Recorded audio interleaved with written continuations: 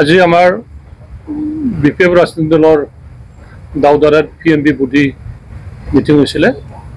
এই মিটিঙতে আমাৰ সন্মানীয় আমাৰ BTCৰ বা BPFৰ মুৰব্বী তেখেত হাগ্ৰামা মহিলাৰী ডাঙৰীয়াই মানে 22 জন কেণ্ডিডেটক অলৰেডি BPFত ডিক্লেয়াৰ কৰিলে। এই ডিক্লেয়াৰ কৰাত মই দেখিছোঁ বাপুংগুৰি সমষ্টিৰ পৰা মোক ডিক্লেয়াৰ দিছে। মই ধন্যবাদ দিছোঁ আমাৰ PMB বুদ্ধি আৰু মাননীয় হাগ্ৰামা মহিলাৰী ডাঙৰীয়া। তেখেতে আকৌ মোক 5বাৰ কাৰণে চান্স দিয়াৰ কাৰণে আৰু এই PMB বুদ্ধিৰ মাজেদি যি 22 জনৰ নাম তালিকা অন্তৰ্ভুক্ত হ'ল এই সকলোকে মই ধন্যবাদ দিছোঁ আৰু আগন্তুক সময়ত তেখেতে BPFৰ জিকাৰ কাৰণে চবে কাম কৰিব আৰু চবে জিকি যাব মই ভাবোঁ। আৰু এটা আপোনাৰ সমষ্টিত এইবাৰ UPPL আৰু কংগ্ৰেছৰ টিকেট প্ৰদান কৰিব বুলি শুনিছে, কেনেকৈ হ'ব কেনেকৈ আপুনি? মই 5th টাইমৰ কাৰণে বাপুংগুৰি সমষ্টিত পৰিচিত MCLA নিৰ্বাচনটো মই খেলিব লাগিব আৰু দেখিছোঁ UPPL আৰু কংগ্ৰেছ বা বিভিন্ন ৰাজনৈতিক দলবিলাক ঘূৰি আছে। ডেমক্ৰেচিৰ কাণ্ট্ৰি গণতন্ত্ৰ কাণ্ট্ৰি দেশত চবেই ঘূৰিব পাৰিব আৰু চবেই পাৰ্টিচিপেট কৰিব পাৰিব। মই ৱেলকাম কৰিছোঁ আৰু এটাই বস্তু দেখিছোঁ মই এতিয়াই পৰাই মানে UPPLৰ একজন মানে খেম বনাই ল'ৰাবিলাকক ৰাখিছে। সেইটো দুৰ্ভাগ্যজনক, যিহেতু আমাৰ এৰিয়াত কোকৰাঝাৰৰ ফিজ বুলি কৈছে, কিন্তু ফিজ বুলি থাকাতে ক'তবা মানে সেই ধৰণৰ যুৱকসকলত এটা জেগাত গোট ৰখাটো ইমান ঠিক হোৱা নাই বুলি মই ভাবোঁ। মই অৱশ্যে এতিয়ালৈকে আমাৰ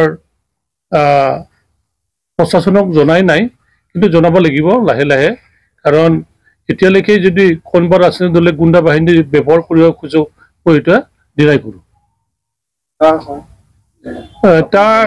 তেওঁ হয় নাম শুনিছোঁ পেৰেংগাৰ বুলি। পেৰেংগাই মানে ৱাবাৰী আৰু নাইগাঁৱত কেম্প বনাই আছে। এই কেম্পটো কি উদ্দেশ্যত বনাইছে নাজানো, কিন্তু দেখিছোঁ লোকেলৰ ল'ৰাবিলাক নাই, তাত বাহিৰৰ পৰা চালানী মাছ আনি ইয়াত বেপাৰ কৰি আছে আৰু সিহঁতে এতিয়ালৈকে একো কৰা নাই। ভৱিষ্যত কি কৰিব কোৱা নোৱাৰোঁ, কিন্তু এইটো ভাল লক্ষণ নহয়।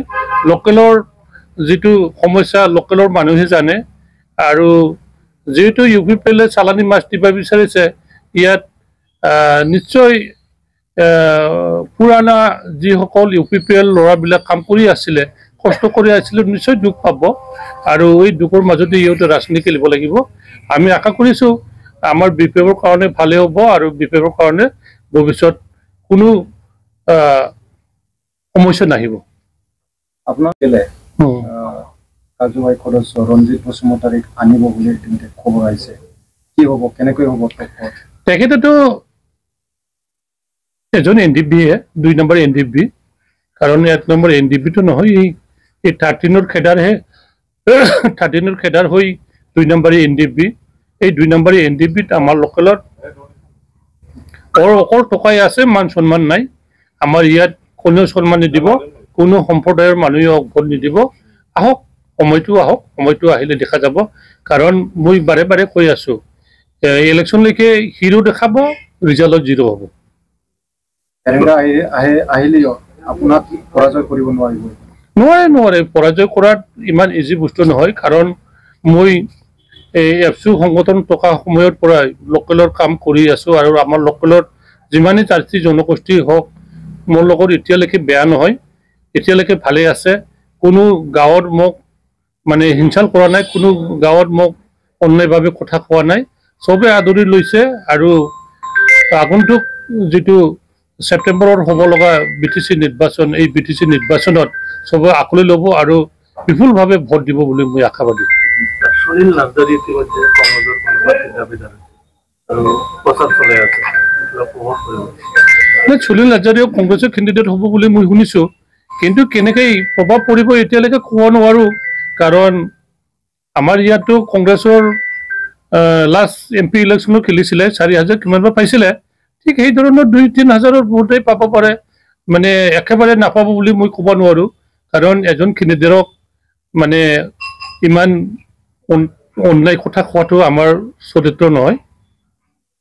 ৰাজনীতিকভাৱে গণতন্ত্ৰ খেলিব বিচাৰিছে আহক আৰু তেখেতৰ নিজৰ যি অভিজ্ঞতা এই অভিজ্ঞতাৰ মাজতে খেলক মই সকলোকে অনুৰোধ কৰিছোঁ কংগ্ৰেছে ক্ষতি কৰিব নেকি আপোনাক টকাদি দিব নোৱাৰে ইমান নোৱাৰে কাৰণ কংগ্ৰেছৰ আমাৰ বাসুগুৰিৰ জিকা টীম নহয় কেতিয়াও জিকিব পৰা নাই জিকিব নোৱাৰিব প্ৰত্যেকবাৰে কংগ্ৰেছে দিছিলে এনেকৈ 2-3 হাজাৰ মান ভোট পায় ইয়াৰ কাৰণে সীমিত হৈ থাকে ইয়াৰ কাৰণে আমাক ইমান ক্ষতি কৰিব নোৱাৰে বুলি মই ভাবোঁ